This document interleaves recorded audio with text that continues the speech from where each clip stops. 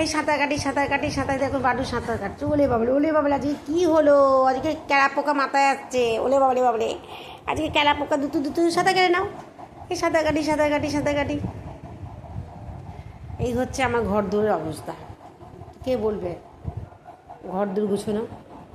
কুকুর যার বাড়ি থাকে তার বাড়ি কখনো গোছ গাছ থাকবে না, এ একদম ধ্রুব সত্য কথা। কারণ আমাদের বাড়িতে কুকুর আছে তো আমরা জানি। আর আমরা তো বকিও না, কেন বলুন তো? ওরা এইসব না করলে না আমাদের ভালোও লাগে না।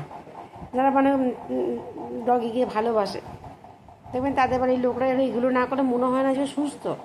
বাডু যেদিনকে কোনো কিছু বদমাশি করে না সেদিনকে আমার মনে হয় কি বাডু কি তাহলে ফিজিক্যালি বা মেন্টালি কোনো রকম কোনো প্রবলেমে আছে নাকি? আমারও এটা মনে হয় যে বাডু খুব শান্ত হয়ে যায়।